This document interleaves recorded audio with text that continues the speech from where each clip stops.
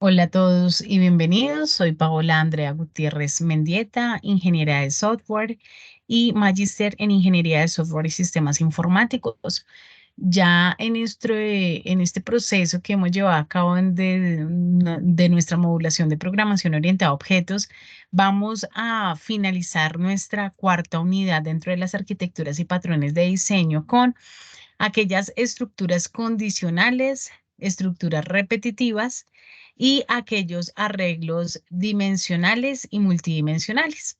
Entonces, para ello comencemos a identificar aquellas estructuras que se pueden dar de acuerdo a la manera en que nosotros lo podemos implementar. Efectivamente, sí, tenemos una estructura en la cual podemos ver el desarrollo interno de las estructuras para que nos ayuden a tomar decisiones dentro de nuestro código o que tengan algunas iteraciones dentro de los parámetros que nosotros le queremos dar. Dentro de esas estructuras de control existe la estructura secuencial, la condicional, la cual podemos ver el if simple, el si no, los si anidados, el switch con case y las operaciones condicionales. Dentro de la estructura repetitiva vamos a encontrar el while, el do while y el for. Y dentro de las estructuras de instrucción de salto vamos a encontrar el break y el continue. Para ello, vamos a empezar dentro de las estructuras determinando efectivamente cuál es su proceso de usabilidad. Dentro de ellos entendemos que precisamente estamos trazados bajo el entendimiento de que las estructuras bien me permiten tomar una serie de decisiones o unos métodos paso a paso en donde podemos verificar que la estructura selectiva puede ser un conjunto que es altamente como un proceso alterno de fluido en el cual podemos elegir una serie de parámetros evaluados de acuerdo a unas condiciones. Para continuar con la ejecución del algoritmo, todas las alternativas deben finalizar a un paso común o a un paso en el cual debe concluir de forma secuencial. La estructura selectiva o las estructuras internas se clasifican en condicionales o selectivas. Cuando estamos hablando de este proceso, pues nos damos cuenta que hay una serie de decisiones dentro de la condición en la acción uno, sí, o en la acción 2 del no, pero siempre van a tener que interactuar dentro de ellas. Una condicional a nivel simple ya se podría dar de acuerdo a procesos de selección, de acuerdo a la manera en que vamos a comparar las tres diferentes alternativas con una variable y su resultado de la expresión. Al evaluar la condición simple, lo que retoma es un valor verdadero o true como operación booleana que se cumple dentro del retorno true o false. Para esta condición está compuesta de dos condiciones simples en las cuales podemos ver unos operadores lógicos que ya vamos a ver cuáles son y el listado de las operaciones racionales a nivel booleano para poder determinar cuál es la funcionalidad o el camino que debe tomar para ese proceso. Dentro de ello, pues estamos viendo que se pueden utilizar el menor que, mayor que, el mayor igual, el menor igual, el igual, la diferencia, que es el signo de admiración igual, el operador lógico que tiene que ver con o y o la negación de esas condiciones. Dentro de los procesos selectivos, pues estábamos determinando que efectivamente pueden venir a darse dos tipos de estructuras selectivas alternas que se clasifican. Una en la condicional que valida como tal el proceso dado dentro de una estructura y las que se ejecutan de acuerdo a las condiciones de falso y verdadero para su algoritmo. Es necesario entender que el bloque sí, no es el que coloca las instrucciones para que se ejecuten en cuanto se cumple la condición principal. Dado a que la variable de expresión de manera selectiva tiene un valor o un resultado dentro de la lista n posibles alternativas, pues podríamos seleccionar alguna de ellas siempre y cuando se cumpla esa condición por defecto y va a ingresar a ese bloque en donde lo estamos determinando. Por lo tanto, de esta manera podemos ver el comportamiento y la definición de sus respectivos pasos para su validación y posterior argumentación. Ahora miramos las selecciones en las cuales podemos llegar a tener un proceso de adaptación a nivel de estructuras condicionales simples y compuestas. Mira, no todos los problemas pueden resolverse empleando estructuras secuenciales. Hay momentos en que nosotros debemos tomar decisiones que podrían ser condicionales en tal aspecto que podamos elegir entre una opción u otra.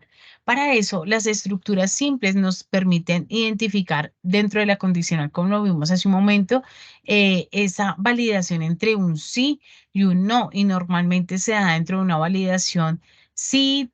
Pasa tal cosa, de lo contrario pasa la otra, pero debe haber una sentencia de iteración para que se complete la condicional. La condicional compuesta ya nos genera una opción de actividad u otra, la cual desea que se describan las actividades de falso y verdadero dentro de lo que podría llegar a ocurrir. Pero en esta que estamos viendo acá, pues ya estamos identificando una serie de procesos que en efecto nos van a permitir ver como tal el proceso de diferentes tipos de entidades ya incluidas dentro de su desarrollo. Entonces, para ello vamos a ver precisamente cómo podrían ser involucradas dentro de ese proceso, esas estructuras básicas repetitivas. Para ello, entonces, vamos a acomodarnos dentro del enfoque a nivel de desarrollo y lo que requerimos para que sean visualizados de tal manera. Entonces, vemos que la estructura repetitiva tiene un proceso como este, viene el proceso, la expresión lógica y puede llegar a tener esa secuencia de repetición. Pero dentro de esa secuencia, fíjense en que hay algo importante a notar. Estas sentencias de control repetitivas eh, acuden siempre a ejecutar un conjunto de instrucciones que varias veces van a ser invocadas, de la manera en que la expresión racional o lógica le dé como terminación. Una estructura repetitiva se visualiza utilizando principalmente el conocimiento de todas las acciones de ciclo que se deben repetir y estas pueden utilizarse en otros casos. Por ejemplo, las estructuras repetitivas permiten repetir una acción u otras acciones varias veces existentes dentro de tres tipos de estructuras repetitivas, mientras, desde, hasta, repetir hasta. De manera que efectivamente, como lo podemos ver en lo que estamos viendo, pues podrían llegarse a dar ciclos como while, que es el mientras. Dentro de este while se ejecutan las veces de conjuntos de instrucciones que sean necesarias, de tal manera que podamos ver que se cumple una de ellas de manera verdadera.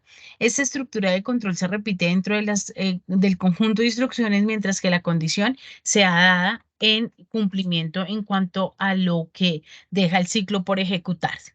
Las condiciones deben tener una evaluación que por primera vez puede ser falsa y en segunda pues tendrá un camino a recorrer para que pensemos en cómo se podría llegar a aprovechar. Vamos a mirar un ejemplo. Pensemos, por ejemplo, en el caso de la vida real, donde puede avanzar un coche y por una avenida mientras tenga gasolina, pues el coche dejará de avanzar cuando ésta se agote. Esta estructura repetitiva se utiliza principalmente cuando no se conoce el número de veces de acciones o de ciclos que se puede llegar a repetir, aunque también puede utilizarse en otros casos, ¿no? Si la condición siempre es verdadera o siempre se cumple este ciclo, puede crear un bucle de tal manera que termine cuando éste se vea en agotamiento de esta condición. Por lo tanto, en algún momento del ciclo la condición no debe cumplirse y debe salir de ese ciclo porque se convierte en falsa. Para que este ciclo termine, en caso contrario, se debe devolver a un número de veces infinito. En la estructura de control se distinguen dos partes. El primero, el ciclo de instrucciones que se ejecuta rápidamente. Dentro de la evolución de esa condición se determina la finalización de ese ciclo. Por lo tanto, miremos que este es el comportamiento de una expresión mientras y repetir hasta, donde yo le puedo llegar a decir dentro de la expresión booleana hasta dónde puede llegar o mientras que algo ocurra, realice el proceso. A partir de ahí vemos un ejemplo de implementación que podemos llevar a cabo dentro de la programación en Java, haciendo uso de nuestra librería java.util_scanner para tomar el dato que va a ser introducido por el usuario. La implementación de nuestra clase, que puede ser nuestro nombre primer programa, y la implementación de los argumentos válidos para las excepciones que puedan llegar a ocurrir. Hacemos la declaración del escáner como una variable SC para un nuevo escáner de línea de entrada y la involucración de una variable de tipo entera edad. Luego le vamos a decir do ¿para qué? Para que se repita las veces que sean necesarias. ¿Dónde cierra ese do? Fijémonos que está aquí en el while. Dice acá, mientras que edad sea diferente o igual a 0, ¿cierto? Repita, o sea, necesariamente tengo que darle un valor para que se cumpla la condición, de lo contrario va a seguir en ese ciclo. Entonces, si dentro de la operación se llega a dar, entonces vamos a decirle al usuario, ingrese la edad. Él ingresa la edad, se toma la edad en una posición de memoria en la caché y luego la condición sí va a verificar que la edad sea mayor o igual a 18. Si esa condición se cumple, entonces va a salir una línea de impresión que diga, sí, usted es mayor de edad. De lo contrario, habrá una salida donde le va a decir, usted es menor de edad. Mientras eso se cumpla, pues el ciclo se completa, no tiene mayor complejidad, ¿de acuerdo? Bien, miremos ahora dentro de la estructura de instrucciones. Hay elementos indispensables que yo debo colocar, por lo tanto, cada vez que nosotros hagamos una serie de condiciones, él debe terminar su ciclo y debe llegar con una implementación de condiciones que se deben considerar dentro de la sintaxis de la estructura. Siempre debe tener presente que ellas no permitirá una ejecución del algoritmo si no le estamos dando un valor lógico dentro de lo que puede llegar a accionar dentro del algoritmo. Por lo tanto, sí es pertinente que tengamos en cuenta la manera de darle esos valores para que se cumplan cada uno de ellos. Aquí vemos las condiciones a nivel A como verdadero y mientras la condición B se cumpla, pues las instrucciones de iteración se van dando mientras que el ciclo termina. Todo lo que estamos considerando acá es que pueden llegar a tener un flujo de llamados por diferentes tipos de llamados y que estos sean involucrados para su invocación, de tal manera que tenga un funcionamiento viable dentro del proceso de desarrollo. Ahora vamos a mirar cómo vienen a trabajar dentro de estos procesos los arreglos o dimensiones o multidimensionales. Sabemos que un array es un vector, ¿cierto? El arreglo como tal es una disposición de campo en donde yo digo, en esta variable se van a almacenar diferentes datos. Lo importante de los arreglos es que yo le diga que vamos a tener como posiciones. Normalmente, dentro de las posiciones de memoria, siempre vamos a tener en cuenta que ellas van a empezar desde cero. Iniciamos desde cero y comienza a hacer la validación de cada uno de esos procesos. Esto pasa cuando nosotros declaramos un arreglo. ¿Y cómo se declara un arreglo? Pues en primera yo necesito identificar si viene un arreglo unidimensional o es dimensional o es multidimensional, como le estamos viendo en los ejemplos. Para ese paso, por ejemplo, en el arreglo bidimensional, nos damos cuenta que compone unas filas y unas columnas. Dentro de esa composición de filas y columnas, pues necesitamos decirle su comportamiento. Recordemos que filas estamos hablando de procesos horizontales y columnas de procesos verticales. Siempre van a tener una posición 00, 01, 02 y así sucesivamente. En este caso particular, el 10 sería una posición 00 porque está dentro de la primera columna, bueno, nombremos primero dentro de la primera fila y luego la columna. En todos los libros de texto que nosotros nos vayamos a remitir, siempre vamos a ver que ellos hacen mención a que I es las filas y J son las columnas, de tal manera que nosotros podamos hacer la referencia de llamada. Entonces, de esa manera ya le podemos dar una posición a nodo y dentro de lo que está en cada nodo le llamamos valor. Entonces, determinamos que en la posición 00 está el valor 10 y todas deben irse acumulando de acuerdo a un orden respectivo. Recordemos que nosotros leemos de izquierda a derecha, ¿cierto? Y de la misma manera se va sumando la posición de cada componente. Y lo mismo, si estamos leyendo algo, pues vamos a leer de arriba hacia abajo. Y esas son las maneras de adecuar las posiciones dentro de una matriz o dentro de un arreglo tridimensional. Aquí ya estamos hablando de arreglos de acuerdo a las posiciones. Entonces, fijémonos que el arreglo debe tener primero un tipo de dato para poderlo validar. Después de que yo declaro el tipo de dato, bien sea string, por ejemplo, vamos a colocar diferentes nombres o vamos a almacenar diferentes apellidos o vamos a almacenar de pronto edades, pues si vamos a almacenar edades, la idea es que coloque un número entero. Dependiendo del tipo de dato, ¿cierto? Yo le voy a colocar la dimensión. En este caso, cuando estamos hablando de los corchetes cerrados, o las llaves cerradas, ahí estamos colocando los valores de dimensión, es decir, lo que va a contener. Fijémonos acá que en esta matriz, por ejemplo, tenemos 3 filas por 3 columnas, o sea que es una matriz de 3 por 3. Si lo llevamos acá al tipo de dato, podría llegar a darse que es de tipo integer, la vamos a llamar matriz y es de 3 por 3. Dentro de cada llave cerrada vamos a colocar 3 y 3. El nombre del arreglo pues es indispensable para que pueda operar. De lo contrario, pues no podríamos llegar a generar un proceso.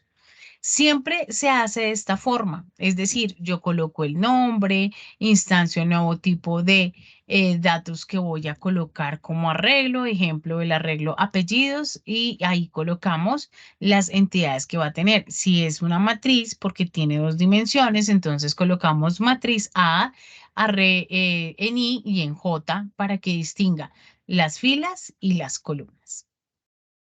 Aquí tenemos el ejemplo de una matriz 3 por 3. Particularmente miren que esta matriz tiene puntos, o sea que puede ser declarada como doble.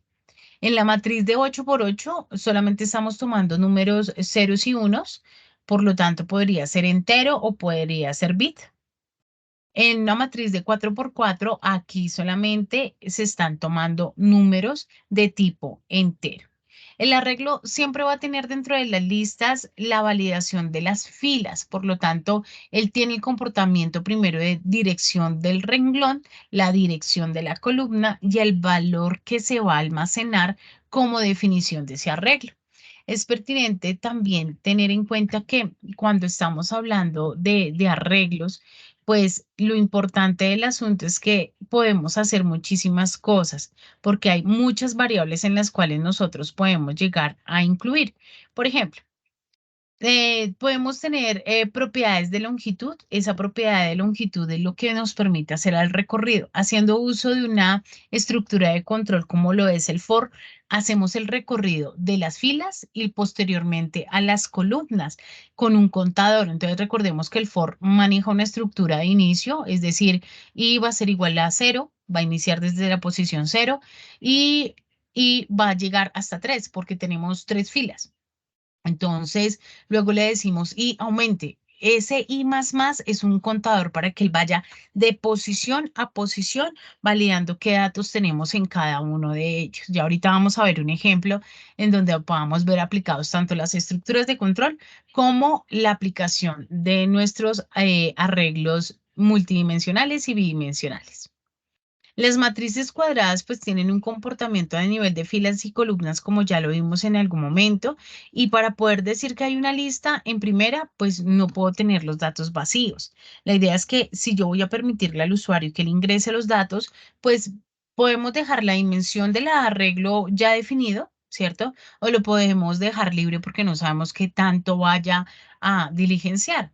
Sin embargo, todos los índices o nodos que nosotros le vamos a colocar renglón a renglón es lo que me permite identificar como tal si estoy hablando de una fila o estoy hablando de una columna. Fíjense que esto lo podemos llevar a un plano de juego, en un trick. En un trick pues tenemos una matriz de 3 por 3 y cada vez que yo vaya a rellenar, bien sea la X o el 0 o la O, entonces ahí yo puedo estar posicionando en dónde lo voy a colocar en dónde voy a colocar cada uno de los elementos. Por lo tanto, podemos identificar que los arreglos tienen una agilización de manipulación a nivel de los datos. ¿Por qué? Porque cuando se requiere realizar una tarea sobre los elementos de los arreglos, lo más recomendable es que se recorra por medio del for, ¿cierto? Y que este for sea dado de acuerdo a las dimensiones que queremos. Podemos tener, como lo vimos en algún momento, tridimensionales, es decir, hacer el recorrido por filas, por columnas y por páginas, de tal manera que esa dimensión se pueda llegar a tener dentro de un ciclo for, que es lo más recomendable porque nos permite sobre una misma estructura llevar todo el proceso. Pero también lo podemos hacer con ciclos repetitivos mientras, ¿sí? Pero se nos va a alargar un poquito más las líneas de código. Lo recomendable es llevarlo por el for. El ciclo interno que permite terminar ese contador, pues es lo que permite que lleve la cantidad de procesos en las cuales yo voy a leer cada una de esas filas y cada una de esas columnas, lo que de pronto nosotros podemos ver por diferentes documentos como renglones. La otra sería la justificación en el recorrido de las columnas que permita insertar los elementos de una matriz. Nosotros podemos dar la elección, o sea, le podemos decir al usuario, inserte elementos en la matriz o le podemos decir, bueno, ¿cuántas dimensiones puede tener la matriz? ¿Quiere una de 2 por 2? ¿Quiere una de 3 por 2? Y recordemos que las matrices también pueden tener operaciones. Puede sumarse, puede restarse, puede multiplicarse, pero cada una de ellas tiene una ley de referencia de cómo poder realizar esas operaciones, que también es importante que las tengamos en cuenta. Podemos apreciar también que toman una forma de lectura en los datos, de tal manera que yo pueda hacer el recorrido de cada uno de los componentes, primero por fila y luego por columna, ¿de acuerdo? Entonces, importante tener en cuenta que para la implementación de un arreglo, pues debo también saber de la manera en cómo lo debo implementar coherentemente. Vamos a ver cómo poder trabajar un juego, ¿cierto? Llamado tres líneas o tres rayas, que de pronto lo podemos ver dentro de un proceso de desarrollo en libros donde están debidamente bien documentados. Vamos a mirarlo para que podamos entender cuál es la manera de aplicación, porque también lo podemos aplicar de pronto en inventarios, cuando nosotros hacemos la solicitud de un pedido, que hay aplicaciones que me permiten hacer la solicitud, pues te muestra una lista de cosas que yo deseo comprar con unos precios y poderlo agregar a un carrito de compras. Esto supremamente aplicable al desarrollo de proceso en ese sentido, pero hay diferentes juegos en los que yo puedo llegar a aplicar como tal matrices y arreglos. Vamos a aprender cómo poder implementar un primer juego de manera sencilla y que este sea entendible bajo el requerimiento funcional de su uso, ¿de acuerdo? Entonces, vamos a mirar cómo es su funcionamiento y cómo podemos hacer de alguna manera también uso de estructuras de control de recorrido repetitivas for condicionales, porque pues puede darse las condicionales en el momento en que yo esté diciendo cuándo ganó ese personaje en determinado momento. Entonces, permítame, ya vamos y revisamos ello. Aquí lo tenemos, entonces es el juego de Tricky o tres rayas, que también lo podemos ver en documentos de referencias de libros de Java. El tres rayas lo llamamos porque efectivamente se compone de tres filas o tres columnas, ¿de acuerdo? Y esta es la interfaz. Entonces vamos a verificar los turnos que tenemos seguido a cada uno. Pues sabemos que en este caso pues no hay necesidad de pronto de tener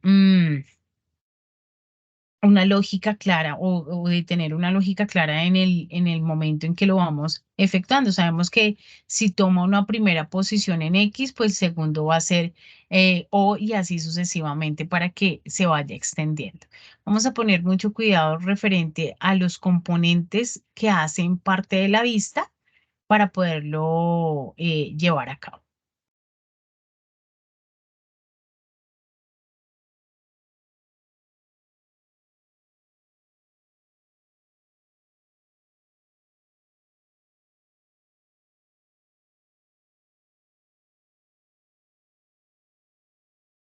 comenzamos a diseñar toda la puesta en marcha de acuerdo a nuestro panel y la manera en que se va a implementar ese trick.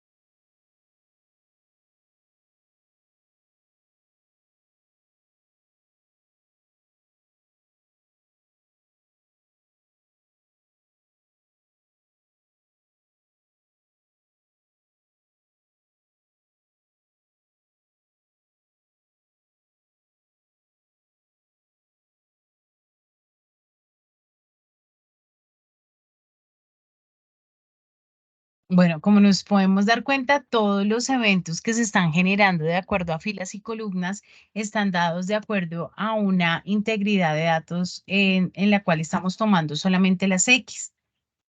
A partir de esa variable, pues sentamos a enumerar las posiciones que se van a dar en cada matriz, perdón, en cada posición de la matriz que acabamos de pintar.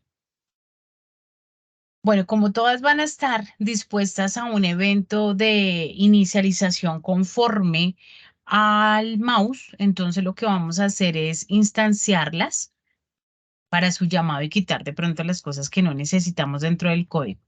Dentro del método constructor, entonces vamos a hacer los llamados para que efectivamente tenga esos procesos de ejecución.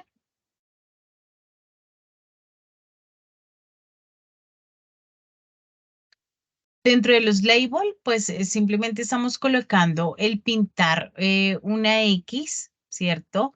Y como objeto de vista, pues estamos colocando esas determinadas posiciones. ¿Por qué le decimos que es 9? Porque él va a hacer el recorrido hasta 9 posiciones en cada una de ellas. Una, dos, tres, o sea, 3 por 3, 9. ¿Mm?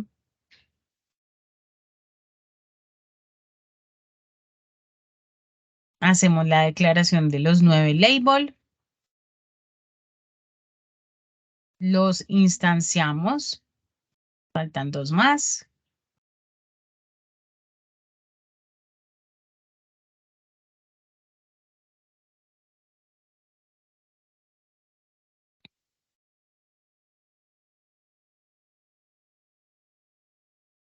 Ujú. Los vamos a generar ahí como corchetes para saber que todos van a, o van a ser ocupados con una posición. De la manera en que presionemos el clip de nuestro mouse en cada casilla, pues va a manejarse un evento en específico.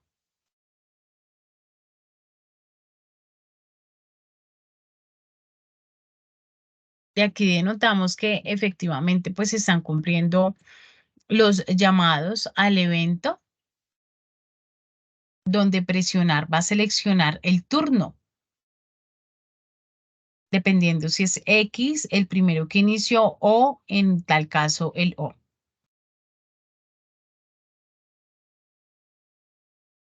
Aquí viene una condicional dentro del sí, donde le voy a decir si turno es igual a X, entonces el siguiente turno va a ser O.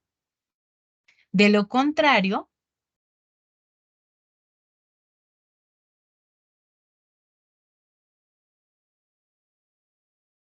Z.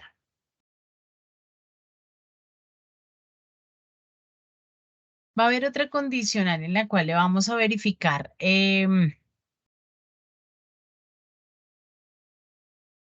la posición de cada casilla dentro de los labels. Entonces, él tendrá que capturar la posición y validar en cada una qué fue lo que se colocó. Él me trae como tal el valor de si es X o es una O lo que se colocó en cada una de las posiciones de los labels, de tal manera que él pueda determinar desde dónde va a iniciar.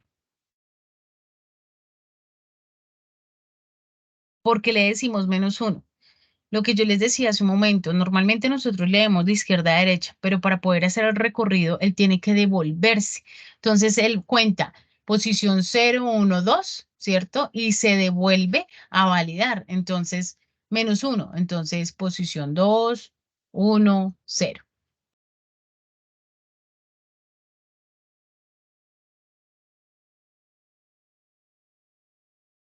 Aquí lo que estamos haciendo es manejar los eventos de acuerdo al mouse en cada una de las posiciones. Tenemos 9 posiciones. Aquí hacemos una repetición de la captura de llamado. Entonces ya sabemos que el primero fue llamado y Z. Mírenlo acá, Z, Z, Z.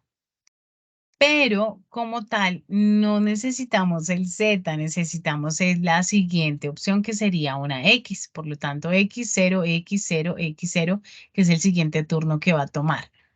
¿Sí? Ahí ya habría un ganador, pero todavía no hemos hecho la validación de ganar. Eso se hace con una condicional.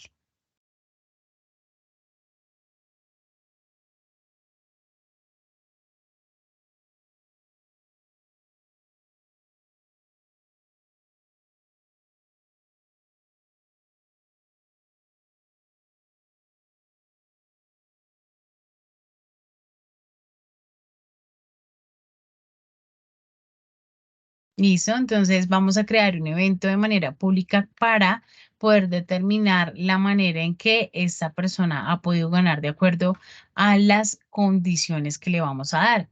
Si son las condiciones dadas a nivel de la primera fila con los mismos tipos de datos X o 0, o la segunda o la tercera, gana. Si es en diagonal, también va a ganar. Entonces aquí es donde vamos a colocar cada una de esas condiciones por posiciones. ¿Cuándo gana? Entonces vamos a determinar los niveles de ganancia en la posición referente a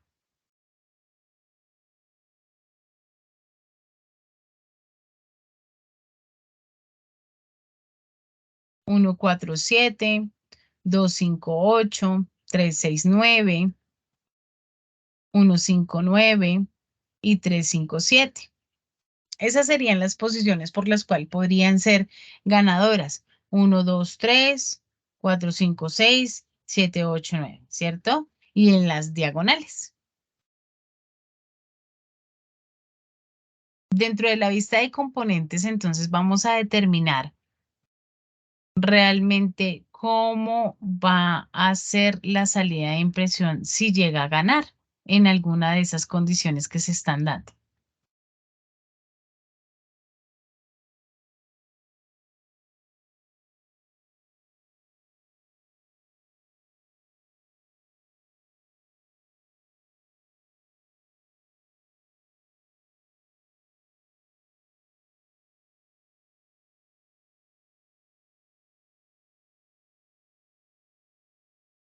La ubicación se la estamos dando para poder determinar la vista de los componentes.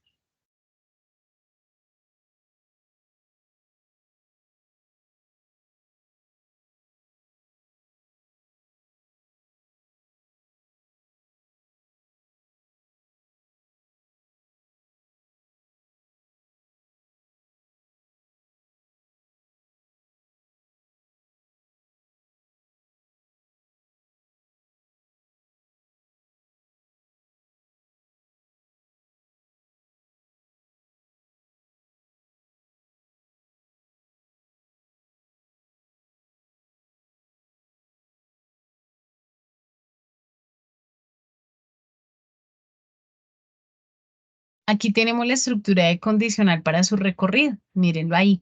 Entonces, tenemos la comprobación de la ganancia o el ganador. Dentro del recorrido estamos diciendo que for iniciaría dentro de la primera posición 0 y, y se va a comportar mientras que sea menor versus a la longitud. Aquí hacemos el recorrido total de cada fila y que él vaya contando de uno en uno. Eso es lo que estamos diciendo con el I más más.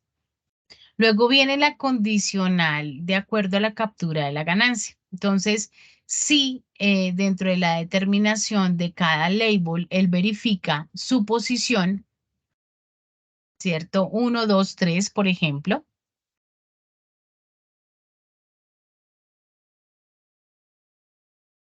1, 2, 3 o 4, 5, 6. Bueno, vamos a colocar cada una de las opciones. Le daríamos las opciones pertinentes a cada posición.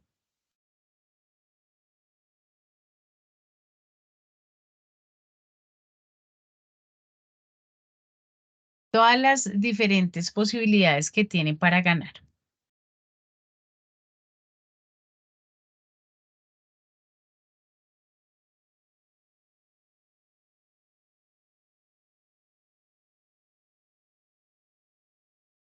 En este sí, miren que estamos utilizando un operador lógico dentro de esas condicionales para corroborar que esto se puede llegar a dar. Repetimos la sentencia de condición. Si de pronto la tiene en X o la tiene en Y, en 0, en O.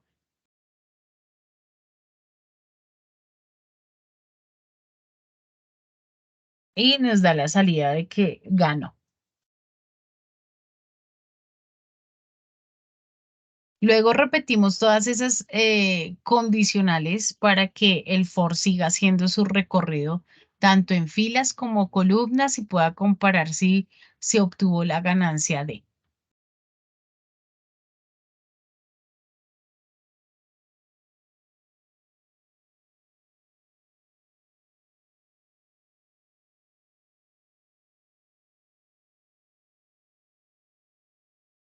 Ahora le vamos a seleccionar un color cada vez que gane, le resalte dentro del fondo con un color verde las posiciones en las cuales ya han venido siendo demarcadas y que si es ganador, pues se resalte la línea para poder marcarlo de esa manera.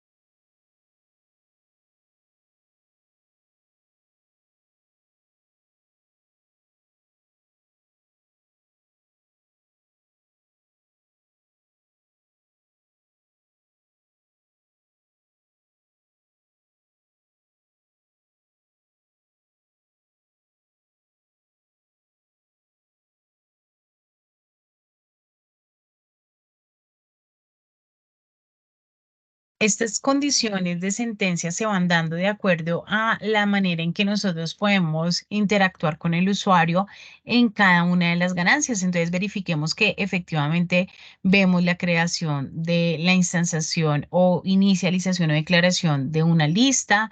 Estamos verificando las posiciones de cada una de ellas. Estamos usando estructuras de control secuenciales a nivel condicionales y repetitivas dentro del proceso para poder hacer su validación.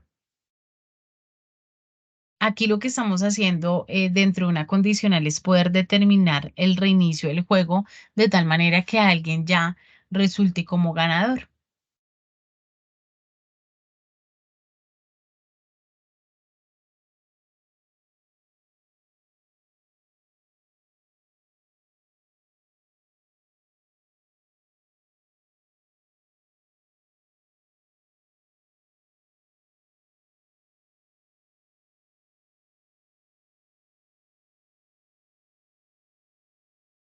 Ahí ya nos da la opción de reiniciar y podemos seguir jugando.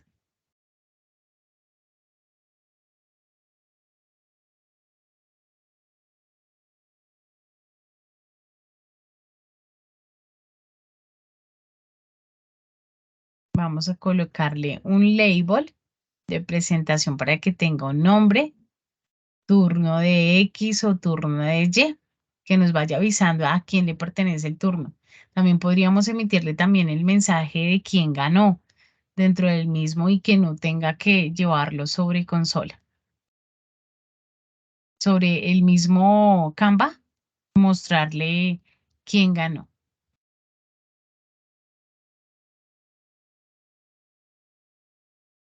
Aquí hacemos la validación de a quién le toca el turno, a quién le corresponde y hacemos el llamado de esa validación. Entonces, de tal manera que él me va diciendo a quién le corresponde el lanzamiento o el turno para describir su X u O.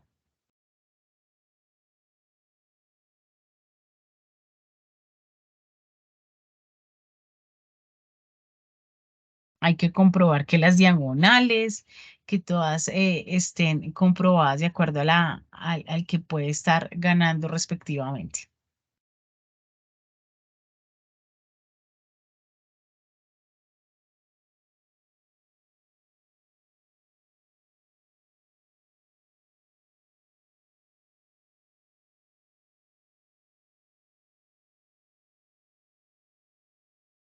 Java es muy rico en apropiación de acuerdo a modelos de desarrollo por juegos, ¿sí? Esta es una manera de poderlo aplicar, es muy sencillo, hay cosas que se han hecho muy buenas y de hecho los juegos que nosotros utilizamos mucho son desarrollados en plataforma de Java. Em, y por diferentes tipos de implementación a nivel de multiplataforma, ¿no? También tiene mucho que ver ese proceso. Lo importante del asunto es que efectivamente aquí estemos viendo la aplicación de todo lo que vimos dentro del entorno de programación orientada a objetos y lo que logramos alcanzar a desarrollar. La limitación está aquí, ¿sí? Porque realmente nosotros podemos llegar a desarrollar un montón de cosas dentro de la apropiación de conocimiento. Importante tener en cuenta que hay una serie de especificidades de acuerdo a su entorno de desarrollo, a que nosotros podemos documentarnos de acuerdo a libros de referencia. Por ejemplo, yo recomiendo mucho cómo programar en Java de Eitel y de Eitel.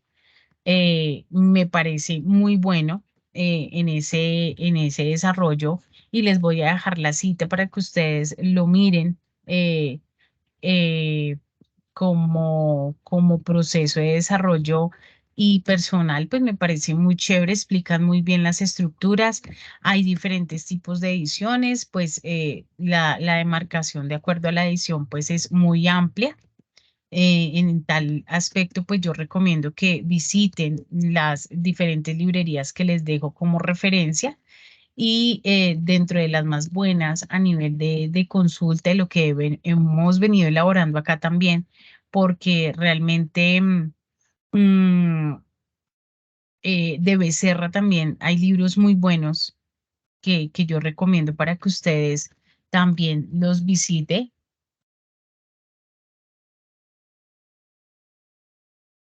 para el mejoramiento de aplicaciones del manejo de rendimiento en Java. También lo recomiendo para que lo revisen de tal manera.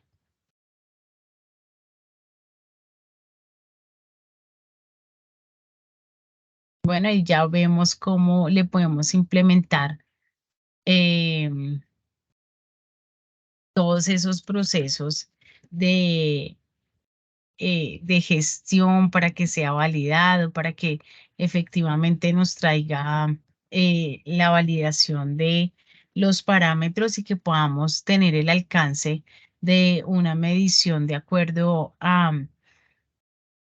los procesos de llamado dentro de esto del lenguaje, que es bastante amplio como lo vimos. De verdad, muchísimas gracias por todo el acompañamiento que dieron ante esta formación de curso. La idea es que sigamos trabajando, nos sigamos actualizando eh, para trabajar dentro del contexto del mundo laboral a nivel de programación. Les agradezco mucho por el proceso y nada, pues aprender cómo programar en Java es un mundo bastante amplio al cual les invito puedan seguir eh, trabajando en él.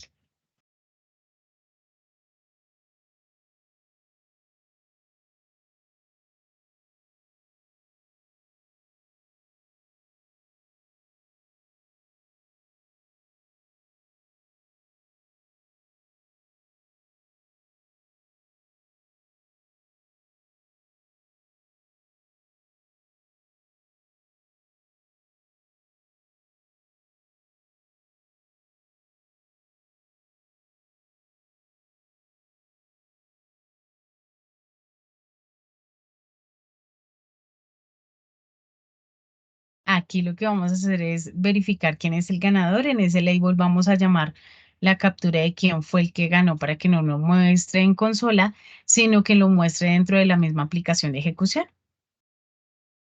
Con una letra bonita, especificamos que sea grande. Recordemos que estamos en un juego y pues la idea es que podamos validar ese componente.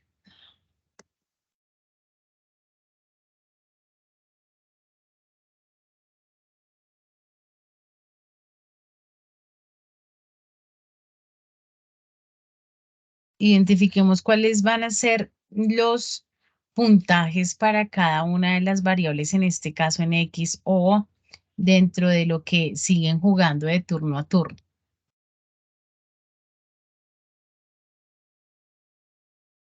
Vamos a colocar un contador de tal manera que nos indique las cuántas veces ha sido ganador X, cuántas veces ha sido ganador O.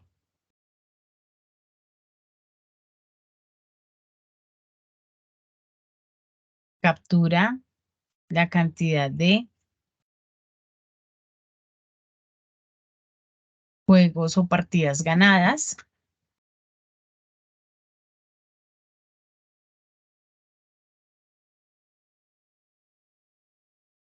Y así vamos contando dentro de un integer la cantidad de datos que estamos agregando.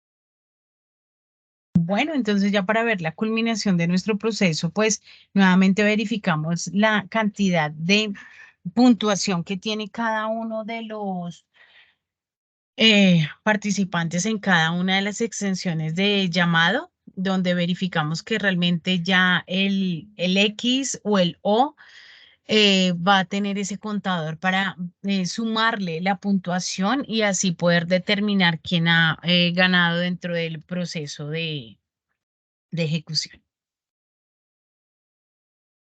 tanto para X como para O. Verificamos, validamos los turnos, ganancia para X, validamos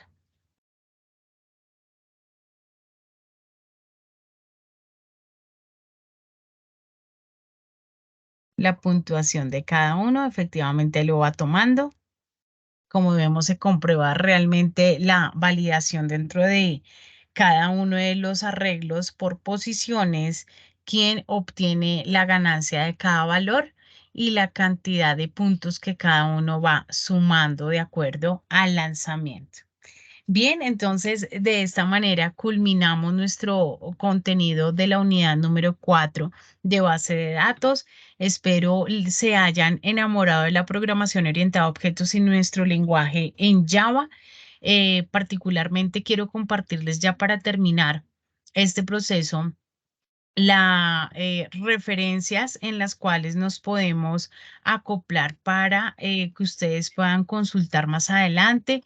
Si quedaron de pronto motivados en seguir estudiando, mi recomendación es verificar dentro de estas referencias las metodologías a nivel de llamados, fundamentos de programación y como tal de IT, cómo programar en Java en su última edición. También hay cosas fundamentales dentro de las declaraciones de librerías más actuales y las versiones que podemos complementar para el llamado de hilos y bases de datos. Muchísimas gracias. Recuerden, soy Paola Gutiérrez, quien les acompañó en este módulo de programación orientada a objetos. Que tengan muy buen día y bendiciones en sus vidas.